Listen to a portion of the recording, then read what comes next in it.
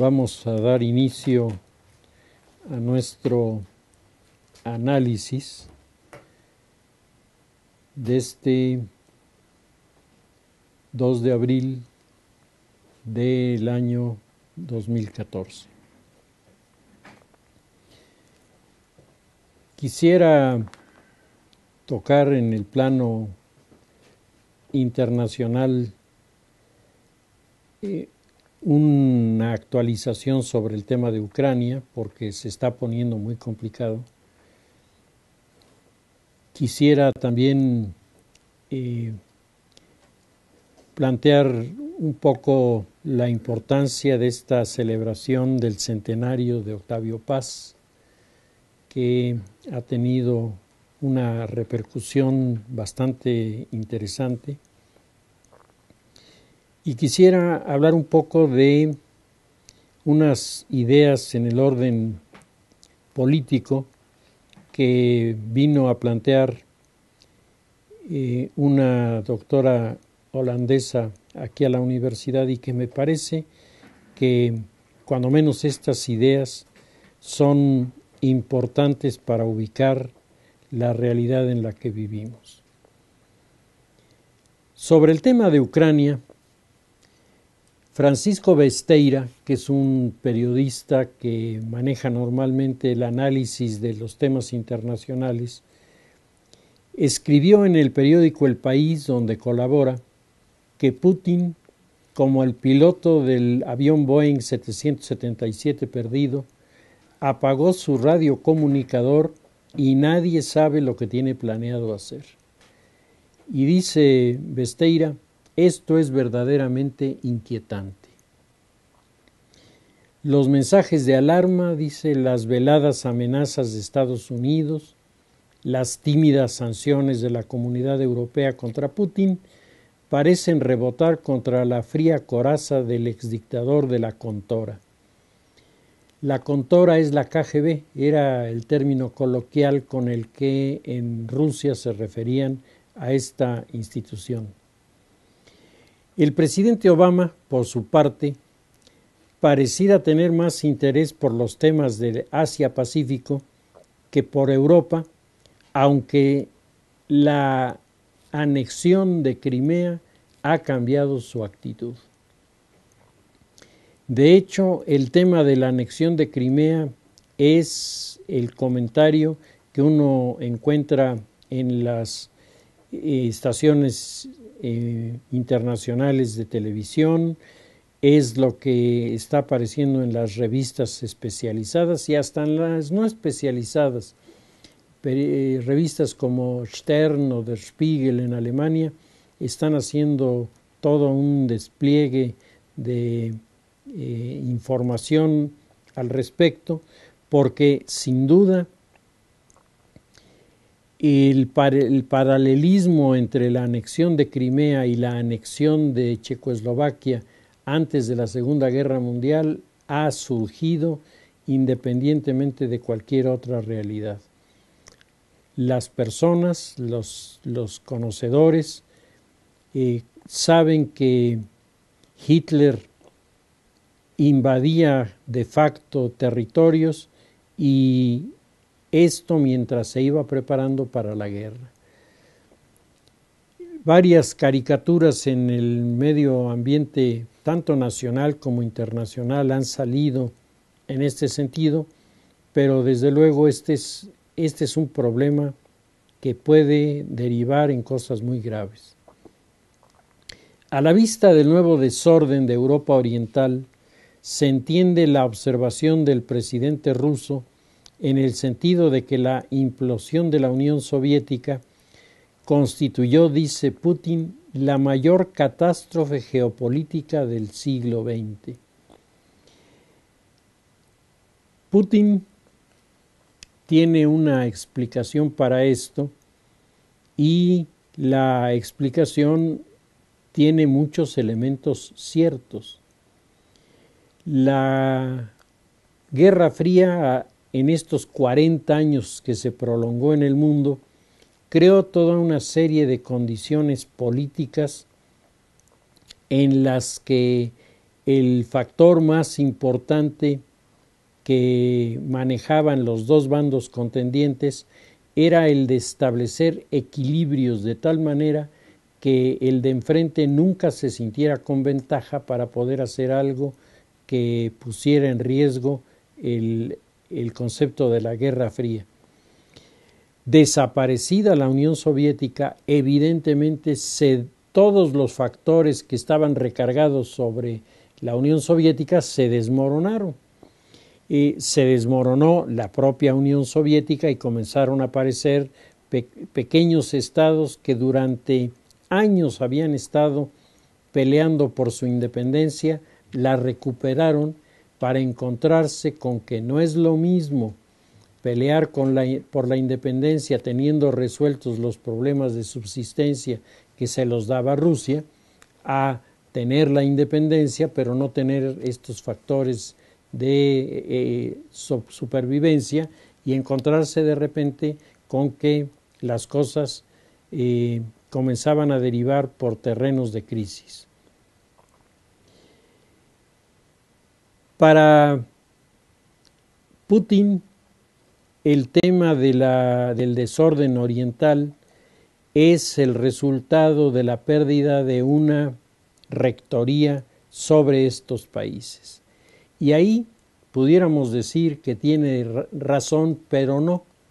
Tiene razón porque es verdad que el establecimiento de un sistema dictatorial se aterrizó en un modelo que funcionaba con una disciplina y funcionaba con una certeza extraordinaria, pero al mismo tiempo el establecimiento de la dictadura era lo que hacía posible que las cosas funcionaran de esta manera.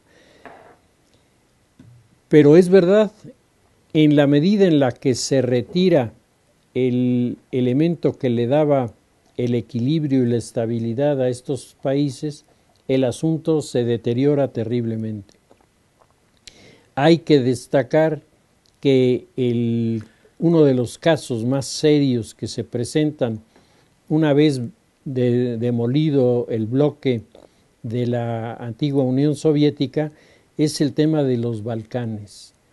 Y en el tema de los Balcanes, los rusos han tenido metida la mano desde la época del asesinato de Francisco Fernando, y han tenido la mano metida los alemanes y han tenido la mano metida los ingleses, porque el territorio es un territorio geopolíticamente estratégico. Lo que Putin no ha mencionado es que hay un antecedente, hay una historia previa a lo que está ocurriendo en este momento en el territorio de Ucrania, que vale la pena explicar porque está pesando en el ánimo también de muchas personas, sobre todo de muchos de los actores de esta situación de crisis política de los ucranianos. En el año de 1974, Víctor Andropov era el líder de la KGB. La KGB, la Kontora, tenía toda una serie de privilegios en la política rusa. Uno de estos privilegios es que sin necesidad de consultar con nadie, el director de la Kontora podía convocar al Politburó de la Unión Soviética. Entonces, 1974, Andropov convoca al Politburó y en el citatorio pone como único tema a tratar el caso de Solzhenitsyn. El tema de por sí resulta impactante. Un antiguo inquilino del Gulag ruso que estaba en libertad, ahora estaba publicando un texto que ponía a temblar a la Unión Soviética. Es verdaderamente aleccionador el hecho porque habla fundamentalmente de la debilidad de la Unión Soviética. Detrás de este aparato lleno de armamento, detrás de un ejército que hacían desfilar en la Plaza Roja y asustaba a medio mundo, detrás de todo esto había una fragilidad terrible que era la fragilidad de su economía, que era la fragilidad de sus relaciones internas. Y por eso Andropov en el 74 convoca a discutir como único tema de la agenda el tema de Solzhenitsyn. El jefe de la Contora, Víctor Andropov, tiene el texto publicado en Occidente del archipiélago Gulag. La reunión es una reunión que dura varias horas y después de varias horas y ante la desesperación de Andropov, la reunión no llega a ningún acuerdo. Y Andropov todavía desespera más cuando algunos de los convocados presentaban ya señales inequívocas de los efectos de la edad y preguntaban varias veces lo mismo o hacían planteamientos que nada tenían que ver con el tema. Andropov quedó impactado porque un tema que se suponía se iba a resolver se quedó sobre la mesa y al parecer o nadie entendía de lo que se estaba tratando o lo entendían pero no se sentían con la capacidad de poderlo confrontar. Los analistas hoy coinciden en que la caída del muro de Berlín en 1989 tuvo como antecedentes precisamente estas indecisiones del Politburó ruso. Si el tema de un libro escrito en el extranjero no había podido resolverse, la crisis que presenta la juventud en Alemania Oriental, el reclamo de los diferentes países sobre los temas de la libertad y la libre expresión en la zona de la Unión Soviética, la problemática creciente que se vive en Polonia con el sindicato de Solidaridad, pues estos que eran problemas de una envergadura monumental, si el otro no se había podido resolver, tampoco se resuelve. Y los analistas dicen, ¿en qué momento comenzó a caerse este poderosísimo imperio que se había construido de la Unión Soviética? Y coinciden 1974, la reunión de Andropov sobre el tema de Solzhenitsyn, porque en ese momento las cosas cambiaron de manera radical. La caída del muro de Berlín en 1989 produce también una consecuencia demoledora. Se viene abajo el antiguo imperio soviético y las condiciones que habían creado este derrumbe de la Unión Soviética eran las condiciones que las indecisiones, la incapacidad y sobre todo ya la edad demasiado avanzada de muchos de los integrantes del Politburó habían dejado como herencia para los dirigentes rusos. Esto es una experiencia que los rusos tienen que resolver. Ahora ya no existe el Politburó. Putin no está convocando al Politburó. Putin está convocando para su toma de decisiones en el caso de Ucrania, ahora al revés de lo que era el Politburó del 74, a un gabinete integrado por muchos de los jóvenes que están buscando abrirse paso y están pensando en que los liderazgos se pueden tomar más rápidamente y con más firmeza cuando hay un conflicto, porque en ese momento las aptitudes de los jóvenes se ponen a prueba y los que demuestran tener mayor capacidad de decisión, mayor visión para resolver el problema, pues acaban siendo los que son electos para dirigir las cosas. Hoy no está el Politburó, pero hoy está la mafia rusa. Y este es un problema de tamaño muy grande, es un problema que en el mundo occidental todavía no se dimensiona bien, el de las mafias rusas, porque en Rusia están operando las mafias de los dos grandes núcleos humanos que siguen teniendo importancia en Rusia, los tártaros y los eslavos. Cada uno de ellos tiene su propia mafia. Y estas mafias tienen contacto, los eslavos con las mafias italianas de Europa y los tártaros con las mafias asiáticas, particularmente con los tongs chinos y con los grupos de traficantes de Afganistán. Entonces, cuando la información de lo que está sucediendo en este terreno del crimen organizado se revisa, pues uno llega a la conclusión de que el problema de Ucrania se vuelve mucho más grave porque para las mafias, si hay un lugar que les resulta enormemente apetecible, es el de Ucrania.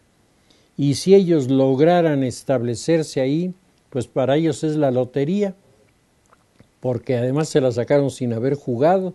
El que les da el premio es el propio Putin, que está generando las condiciones para que estas mafias se vayan avanzando. Por otro lado, los viejos nacionalismos de la zona del Cáucaso, los nacionalismos de los ucranianos, hay que recordar que durante la Segunda Guerra Mundial los ucranianos, por lo menos un grupo importante de ucranianos, hizo alianza con los alemanes y soldados ucranianos pelearon con uniforme alemán en una división de las SS que fue creada exclusivamente para ellos. Y esta es la razón por la que al finalizar la Segunda Guerra Mundial el nacionalismo ucraniano fue perseguido implacablemente por los rusos. Y esto ha dejado una huella imperecedera en la sociedad que identifica la presencia de los rusos en Ucrania con la persecución. El nacionalismo de los ucranianos fue respaldado por los uniatos. Los uniatos son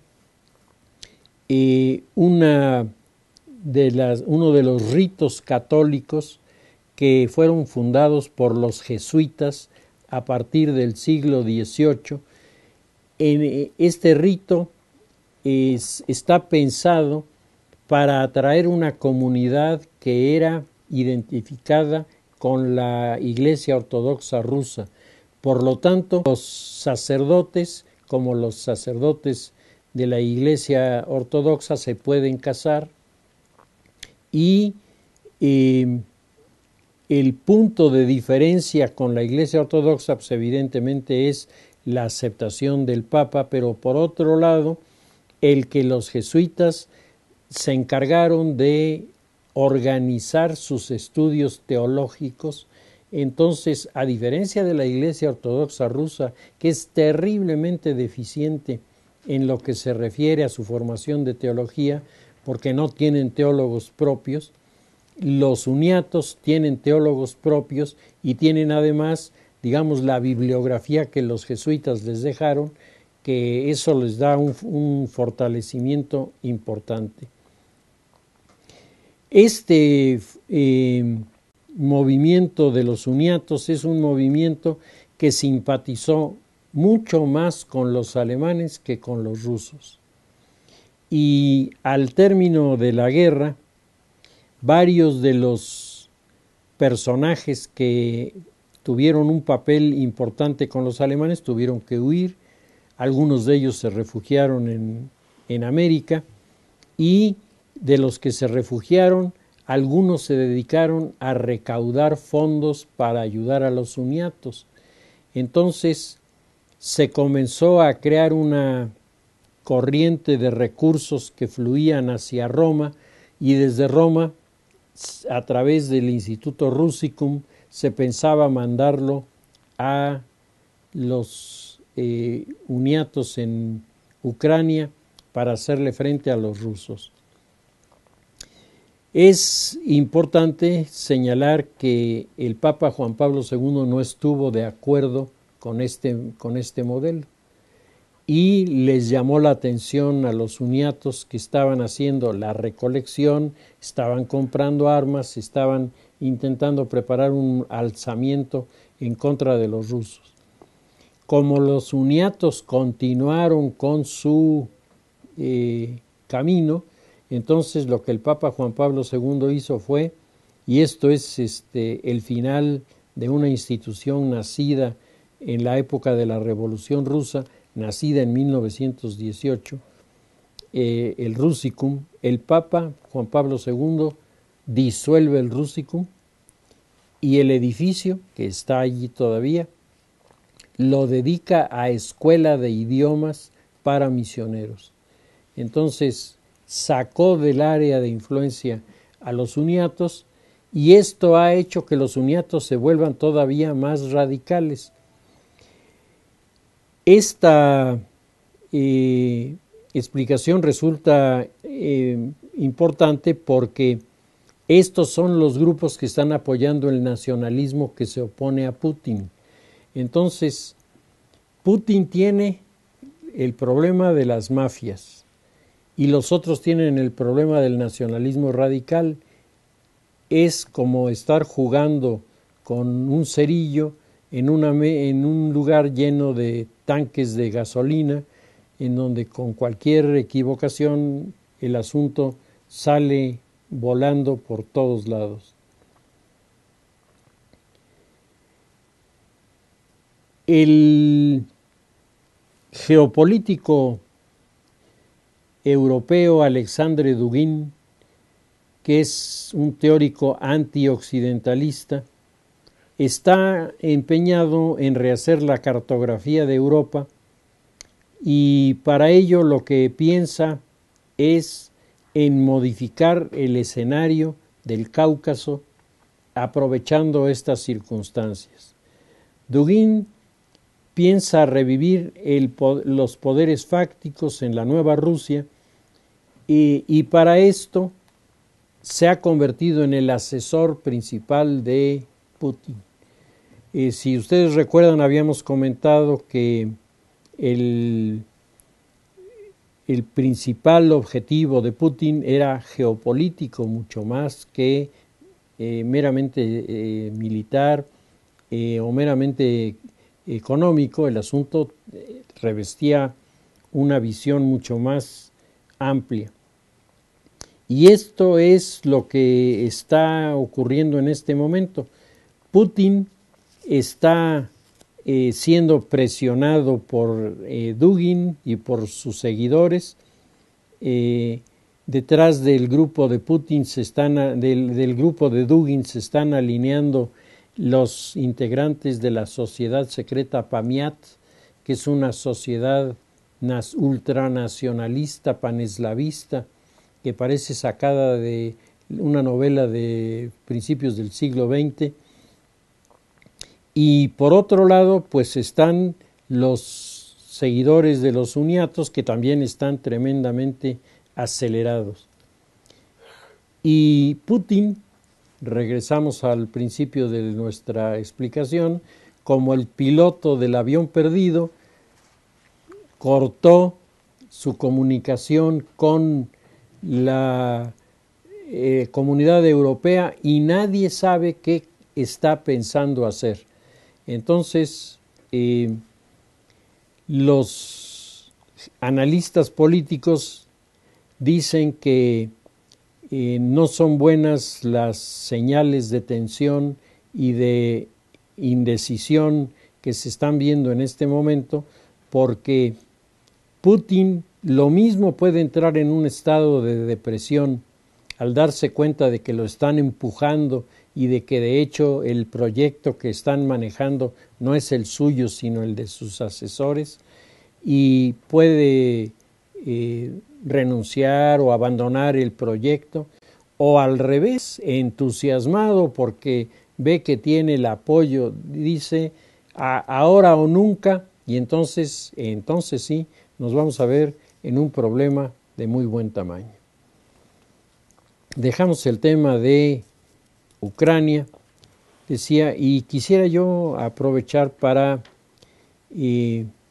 platicar un poco sobre algunas de las ideas que la doctora Saskia Sassen nos planteó aquí en la universidad esta semana y que están relacionadas con algunos de sus libros más recientes que ha publicado, en donde ella como socióloga está intentando presentar la sociología del mundo globalizado, lo que es verdaderamente una empresa extraordinariamente complicada. Las ideas fundamentales que se manejan están relacionadas con el papel que en la globalización tendrán las llamadas ciudades globales.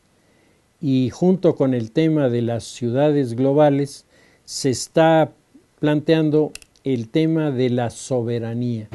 De hecho, uno de los últimos libros de la doctora es La soberanía y la globalización, porque la explicación que ella da es que la soberanía durante el periodo de lo que nosotros llamamos la modernidad, es decir, de 1500 al año 2000, la soberanía es aceptada en la figura del soberano. Y dice, el soberano no es el rey solamente, el soberano es el presidente, el primer ministro, el jefe de gobierno, es decir, aquel que está negociando con los demás en el extranjero. Cada uno de los gobernantes representa la soberanía de su estado cuando se sienta a negociar. Dice, esto se está acabando. Se está acabando porque los gobernantes tienen cada vez menos fuerza, porque los partidos políticos no ayudan, porque el escenario político a nivel internacional se está deteriorando. Es decir, las razones son muchas y muy variadas, pero el resultado es siempre el mismo. No hay una representatividad de los principios de el dominio total de la sociedad frente al desafío cada vez más importante de los pequeños grupos que son capaces de marcar sus autonomías y al marcar sus autonomías están restándole al representante su propia fuerza. Ya habíamos comentado en una ocasión anterior que en este momento se está produciendo por el fenómeno de la posmodernidad un deterioro del concepto del poder. Decíamos, el poder ya no es el de antes, y ya no es el de antes porque el poder se centró demasiado en una sola persona, y al centrarse en una sola persona y las personas quedar desprestigiadas, en ese momento el poder comenzó a deteriorarse y de la misma manera que la sociedad está pensando cómo va a rescatar sus reglas internas de respeto, está surgiendo por otro lado el planteamiento de una ruptura de los principios y de los valores de el mundo en el que nosotros estamos viviendo. La crisis que se está viviendo por parte de la sociedad se refleja en el fortalecimiento de los grupos económicos internacionales. En la medida en la que la soberanía de los estados nacionales va para atrás, se fortalecen los intereses y se fortalecen los objetivos de los grandes aparatos internacionales.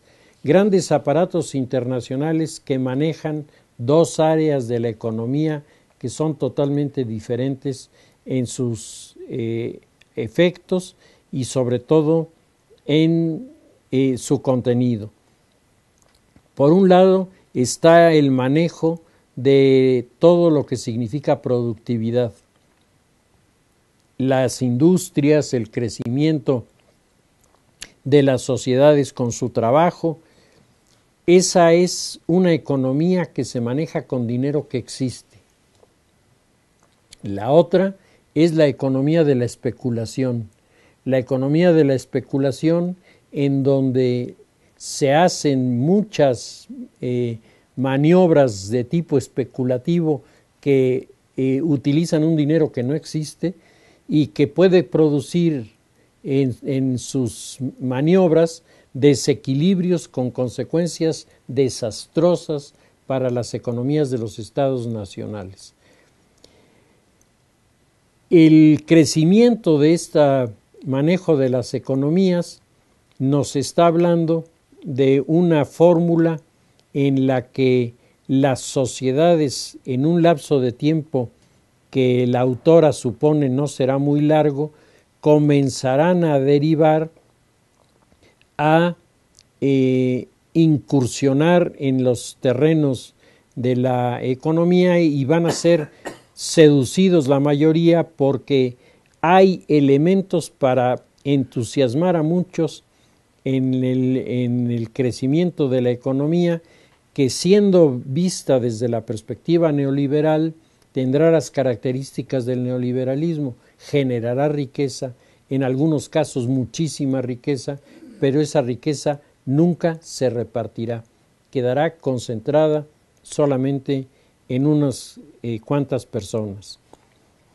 Sin embargo, el modelo de la economía que sí existe, de la economía que maneja el dinero, que funciona, estará produciendo simultáneamente el crecimiento de las clases medias.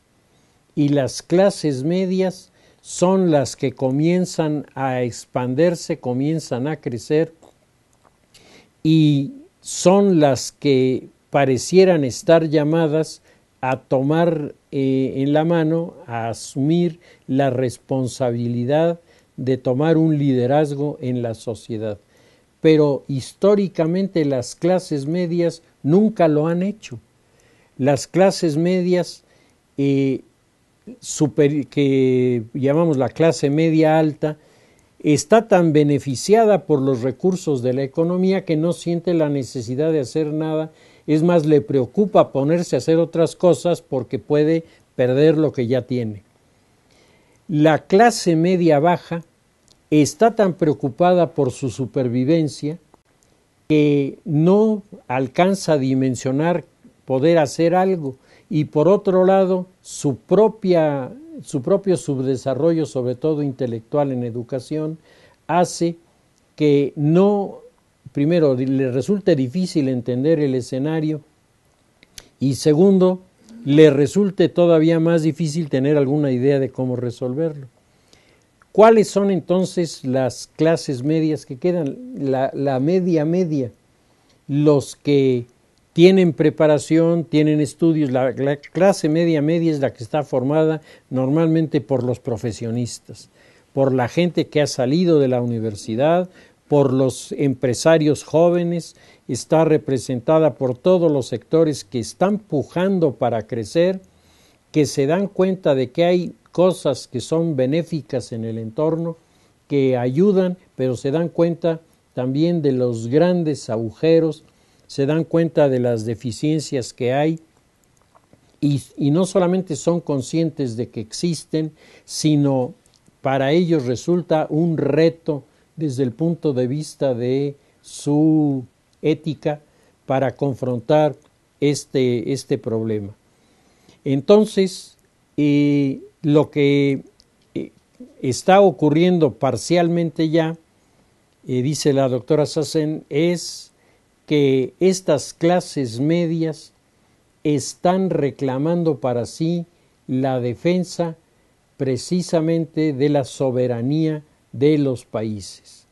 Y entonces los grupos que se están organizando y se están uniendo son los que están empeñados en tener un acercamiento a la realidad para modificarla y modificarla en un sentido que les dé el control de su propio crecimiento y les dé la seguridad de que están avanzando favorecidos no solamente por el entorno, sino favorecidos porque están creando las condiciones para una transformación de la sociedad que sea mejor. Todos estos fenómenos se van a dar en las ciudades globales. La ciudad global es un término que la doctora Sassen ha acuñado para referirse a un tipo de ciudad muy especial que comienza a producirse. Ella dice que en su investigación, con la metodología muy seria que maneja, encontró que hay 3 ciudades globales en este momento que pueden perfectamente cumplir con todos los requisitos. Una de esas ciudades es Nueva York, la otra es Londres y la otra es Tokio. Dice, hay otras ciudades que van creciendo en este sentido y habló de la Ciudad de México en particular. Dijo, México es una de estas ciudades que está creciendo para ubicarse como una ciudad global. En su libro La Ciudad Global, que es un libro de considerable tamaño, la doctora señala que el término de ciudad global tiene que aclararse porque se han utilizado ya algunos otros conceptos que se puede pensar que son similares y que no lo son.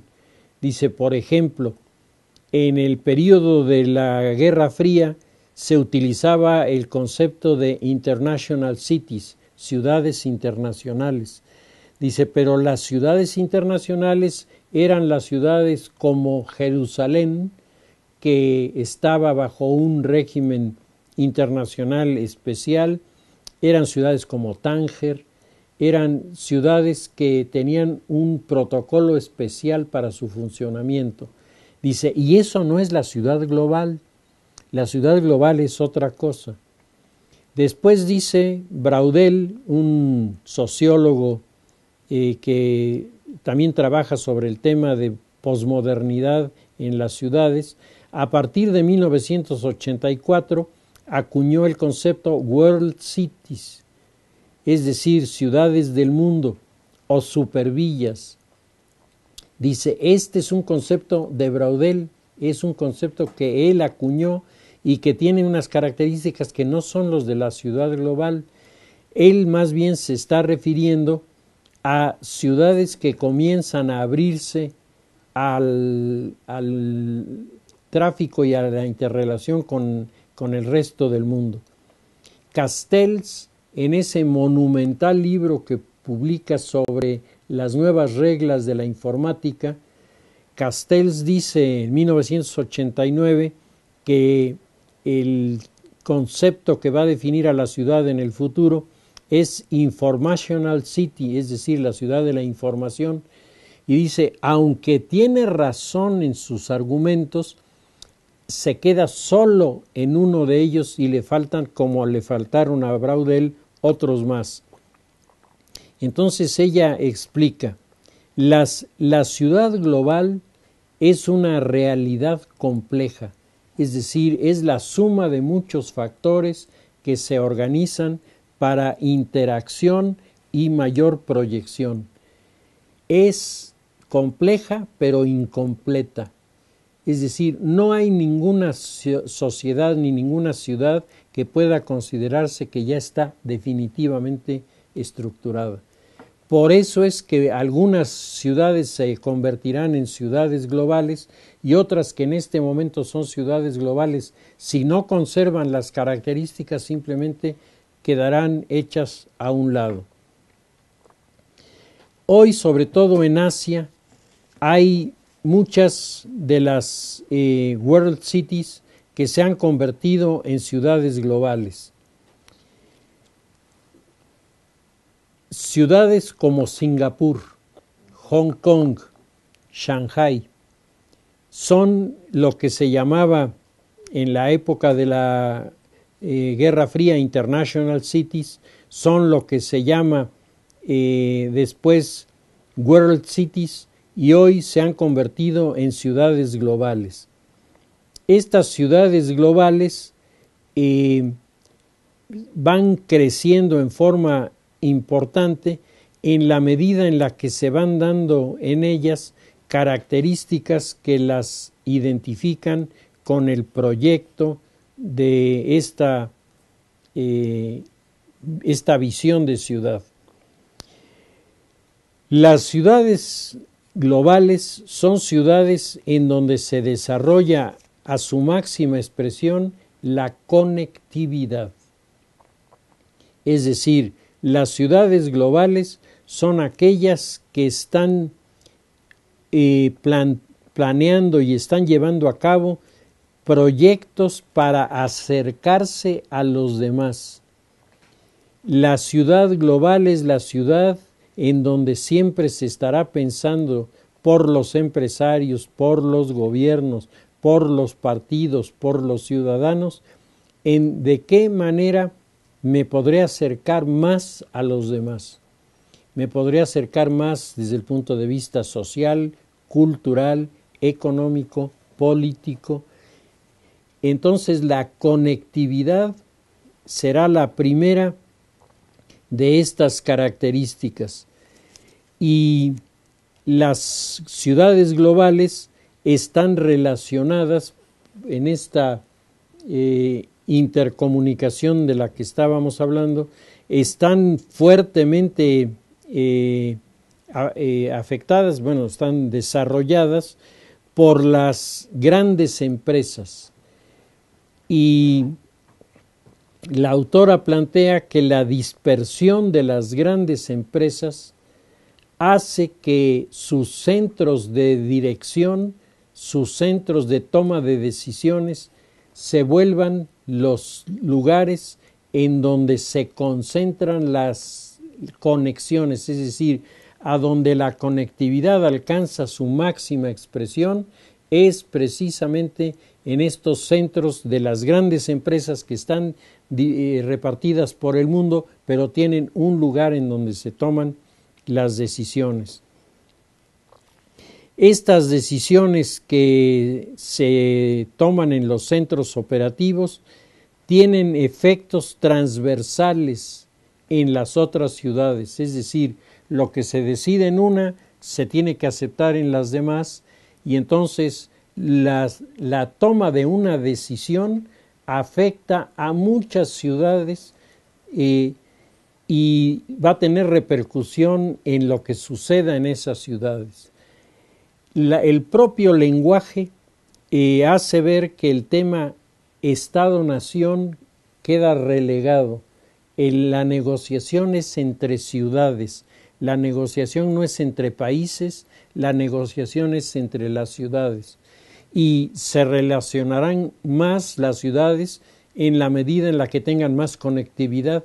Las ciudades con mayor conectividad empalmarán con las demás con más conectividad, y esto potenciará tremendamente el fenómeno de la complejidad.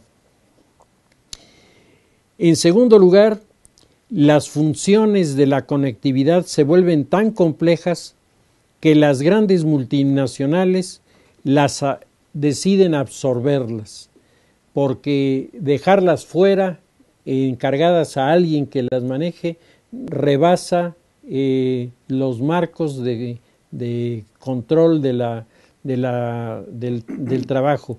Y entonces los grandes multinacionales ponen sus centros súper desarrollados, en donde se comprarán paquetes de public relations, de relaciones públicas, se comprarán programas de telecomunicaciones y de otros servicios cada vez más y más sofisticados y cada vez más y más dedicados a acercar a los centros. Y en la medida en que los centros se acercan, las ciudades globales se van fortaleciendo, se van convirtiendo en unidades geopolíticas autónomas con una enorme capacidad de decisión, enormemente vulnerables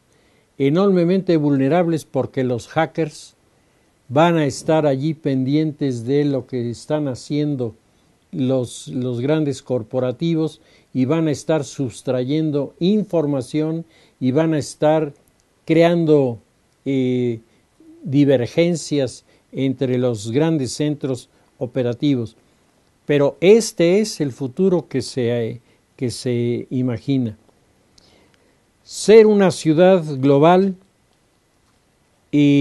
significa que los complejos servicios de conectividad están enlazando los más complejos mercados, que son el blanco de las economías llamadas aglomeradas, es decir, economías que se juntan, reúnen toda una serie de factores, y esos factores se proyectan sobre el entorno. Un ejemplo podría ser la ciudad de Chicago, que es una de las ciudades que concentra el mayor número de datos de información sobre el rendimiento de la agricultura en Estados Unidos y en Canadá. Entonces, esta información es una información de ciudad global, porque tiene por un lado la extensión de la información y la exclusividad de la misma. En la medida en la que se tenga información amplia, profunda y exclusiva, en esa medida las empresas, las ciudades se convertirán en cada vez más y más importantes. Ser una ciudad global es sinónimo de ser poseedora de una información compleja y privilegiada. Los servicios de información deberán crear redes alternativas de enorme calidad. Por eso, la ciudad global y el sistema de funcionamiento económico en ciudades globales estará requiriendo permanentemente de las universidades profesionistas que sean capaces de manejar estas categorías, las categorías de la conectividad, las categorías de la exclusividad, de la amplitud, de la profundidad. Y esto no va a ser tan simple, porque no estamos hablando de una industria, estamos hablando de las industrias aglomeradas, es decir, de una multitud de industrias que van a estar trabajando. Esto supone una fuente de aprovisionamiento de personal humano excepcional, que tienen que ser las instituciones universitarias. Pero si las instituciones universitarias no lo hacen, las empresas van a crear sus propias instituciones para obtener superespecialistas en las áreas que les hacen falta y no personas que tengan una visión universal. Y eso es otro de los riesgos, es otra de las áreas de vulnerabilidad de la ciudad global. Entre más cuarteles absorbentes de estos servicios, más complejidad. Aparecerán funciones no estandarizadas que estarán afectadas por el vertiginoso cambio de los mercados y la velocidad de la transmisión de la información. Es decir, esto es un proceso permanente de desarrollo, crecimiento y complejidad. Dice, y nunca, es importante recordar que nunca alguno de estos organismos, de estas compañías multinacionales o de estas ciudades globales, por compleja que sea, estará completa. Siempre hay cosas nuevas, porque en la medida en la que se van desarrollando estas actividades, van apareciendo cosas nuevas que habrá que atender. Estos servicios especializados deben proveer un servicio global, lo que significa la existencia de una red global. La gran competencia a Internet va a ser la red global que surgirá con afiliaciones y alianzas con socios privilegiados. Y aquí, en el desarrollo del proyecto, en el plano más amplio, aparece que todo lo que estamos mencionando tiene, digamos, un eje para que pueda llevarse a cabo, y es la aparición de los servicios de información urbanos, es decir, los servicios de información de la propia ciudad global para saber qué es, qué tiene, en dónde está su fuerza, en dónde está su debilidad, cuáles son sus demandas principales. Dice, y esta será la ciudad global que emergerá en la posmodernidad como el nuevo eje en torno al cual se va a desarrollar como nunca la actividad del comercio, de la información, pero también de la política, también de la cultura, porque todo va a estar envuelto en el mismo paquete. Pues me parece que estas ideas son ideas interesantes, son ideas nuevas, son ideas que están en este momento causando conmoción en la sociedad internacional. La doctora Sassen es una de las pensadoras más reconocidas en el marco internacional y sus trabajos están considerados como los más interesantes ensayos de la sociología para abordar los cambios en la posmodernidad.